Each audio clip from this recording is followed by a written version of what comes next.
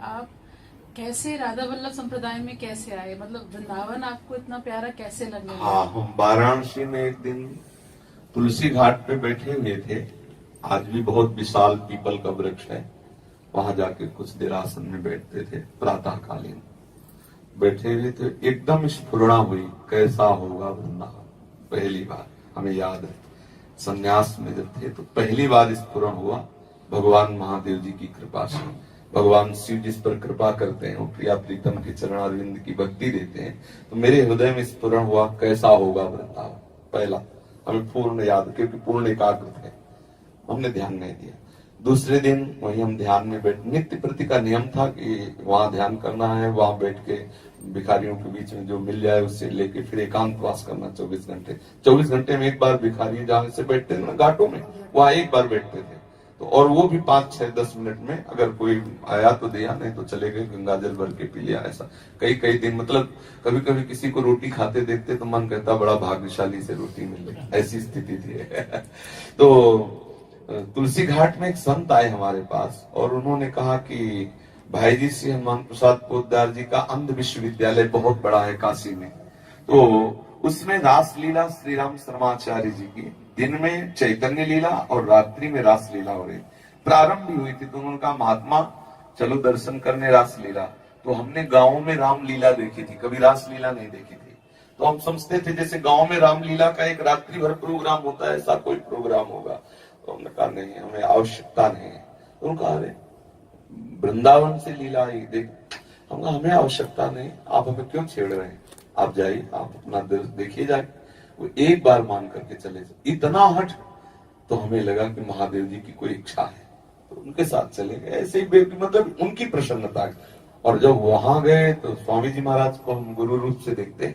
स्वामी जी महाराज रोज जो आते हैं, तो स्वामी जी महाराज उस समय चैतन्य लीला प्रारंभ किए थे, दिन का समय था, रात्रि के रासलीला महात्मा को कहना नहीं पड़ा। 1 महीना रासलीला और चैतन्य लीला देखने के बाद तो हाहाकार मच गया, क्योंकि पवित्र अंतःकरण था। तो एकदम बस लगा जिएंगे कैसे, बस अंदर से आया कि जिएंगे कैसे। तो लगा कि इनकी रासलीला होती रहती होगी बराबर, तो अगर ये हमें अपने साथ रख ले तो इनकी हम सेवा करेंगे, रोज रासलीला देखने को मिलेगी। तो स्वामी जी को साष्टांग दंडवत किया और कहा और हमारे पास कभी एक पैसा नहीं कुछ है, तो हम काम गरीब बाबा जी आप अपने पास रख लो। अरे नहीं बाबा ऐसा, हम काम रासलीला देखना चाहते हैं। तो उनके मुख से निकला कि तू एक बार वृंदावन आ जा, ऐसे बोले बाबा तू एक बार वृंदावन आ जा, बिहारी जी तुझे छोड़ेंगे नहीं।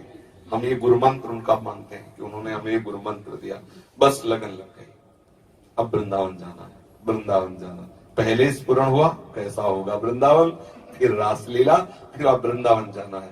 तो मामा जी के शिष्य युगल किशोर नाम है उनका, तो वहीं हम नित्य ध्यान में जब बैठते तो संकट मोचन का प्रसाद लेकर एक दिन आए। उनका बाबा ले लो, तो हम ऐसे नहीं लेते थे, क्यों दे रहे हो। उनका अंदर से प्रेरणा हुई, क्यों प्रेरणा, हमें को क्यों प्रेरणा हुई, बहुत लोग हैं दे आओ। बोले नहीं नहीं आपको ही प्रेरणा हुई है, तो संकट मोचन का प्रसाद है आप लीजिए। जब देख लिया कि निष्काम है तो उनका रख दो, पर अच्छा था प्रसाद, मतलब काफी। तो जब प्रसाद पाया, गंगा जल कमंडल में रखते थे, पास ही रहता था कमंडल, झोला सब साथ पास, बुढ़िया बिस्तर मकान सब पास। तो उन्होंने कहा हमारी कुटिया, हमका नहीं, हमारा नियम हम किसी गृहस्थ के दरवाजे नहीं जाते, आकाश वृत्ति से जो हमें मिल जाता है उसे। बोले नहीं नहीं हम गृहस्थ नहीं, हम भी बाबा जी हैं। सफेद वस्त्र में थे। पहले हमारी धारणा थी कि सन्यास ही बाबा जी है, जो ऐसे गृह, तो हम उन्हें गृहस्थी समझते थे क्योंकि इस संप्रदाय का हमें ज्ञान नहीं था। तो फिर वो अपनी कुटिया ले गए और वहां पे दाल रोटी बनाई और हमको खवाया, तो थोड़ा सा प्रेम जैसा उनका लगा। हमने कहा हमें वृंदावन पहुंचा सकते हो, क्योंकि वही थोड़ा अपनापन किए। उनका वृंदावन, बोले हाँ बाबा पहुंचा सकते हैं, कब चलना चाहते हो, उनका जब ले चलो। बोले चलो कल तैयारी कर। बड़ा आनंद की कल हम वृंदावन जाएंगे। तो बनारस सीधी कोई गाड़ी बनारस से यहाँ मिलती नहीं, तो चित्रकूट ले गए, 2-4 दिन चित्रकूट रहे। चित्रकूट से उन्होंने हमें बैठा दिया और हम मथुरा करके उतरे। मथुरा में जब उतरे तो पैसे तो हमारे पास थे नहीं, तो एक भगत उसमें थे और वो आपस में चर्चा कर रहे थे, तो उसमें गलत वार्ता हो रही थी। तो हमने कहा वैसे दो के बीच में नहीं बोलना चाहिए, पर आप लोग ठीक वार्ता नहीं कर रहे। शास्त्र के अनुसार यदि वार्ता हो तो उसमें सुख मिलता है, नहीं तो ऐसे आपस में राग द्वेष क्लेश होने की संभावना है।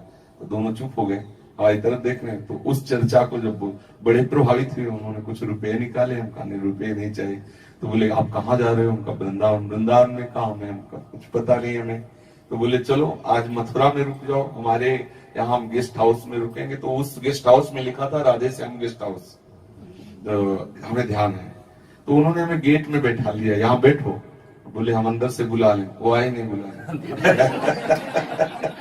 अब रात्रि में वो वैसे बैठे थे, तो एक लोटा लिए, पान खाए हुए गोरे से पुरुष निकले। कैसे बाबा बैठे हो? जय श्री कृष्ण। अच्छा लगा, कोई भगवान नाम उच्चारण किया। कैसे बैठे हो? तो उनको ऐसे सारांश में बताया। अरे बोले आओ, अपने घर ले गए। इतने सुंदर सुंदर पदार्थ पवाए रात्रि के 11:30-12 बजे कि बनारस में तो हमने देखा भी नहीं होगा, क्योंकि यहाँ का रंगीला छबीला ठाकुर बढ़िया भोग पवाए, खूब चक, और एक कंबल दिया नया, और कहा आप इसको ओढ़ के सोए। हल्का सा सर्दी का समय था, तो हम कहा नहीं, कंबल की आवश्यकता नहीं है, हम सुबह यहाँ से निकल जाएंगे। बाहर बारंडे में बैठे रहे, फिर स्नान किया यमुना जी में सुबह जाके, और मथुरा जन्म पहली बार केशव देव के दर्शन किए। जे भी साहब ने दर्शन किए, चिल्ला के रोना आया, क्योंकि उन्हीं के लिए आए थे ना। अब वहां एक नई लीला शुरू हो गई। अब हमारा रोना और लोगों का माला चढ़ाना, रुपया चढ़ाना। ढेर सारे रुपए चढ़ गए, मिठाई के डिब्बा और माला, क्योंकि भेष जटाजूट और रोना तो दोनों मतलब एक सबको प्रभावित करता है ना, कि बाबा जी हो की रो रहा है भगवान नाम में, तो खूब। और वो अंदर से ठाकुर जी का माखन मिश्री और माला लाए। इतने में एक आदमी ने कहा कि बाबा हमारी इच्छा है आपकी सेवा करें, तो आपको पूछा क्या? हम कहा हमें वृंदावन जाना है।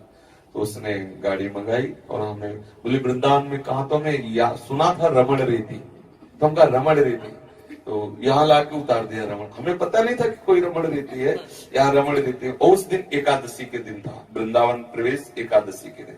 तो देखा खूब परिक्रमा से, तो उनका वृंदावन में ऐसे ही होता होगा। घीसा के बाद में पता चला वो मौनी संत थे।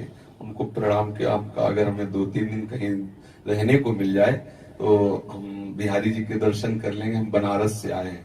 मौन थे उन्होंने। फिर एक श्याम सखा नाम के संत हैं जो अपने हाथ पे जाते, उनको कहा कि उन्होंने जगदानंद जी के यहाँ पहुंचा दिया, कि जगदानंद जी के यहाँ काफी समय तक रुके, और वृंदावन का वो बहुत प्यार करते हैं, और हमें ले जाते दर्शन कराने ब्रजमंडल आदि के।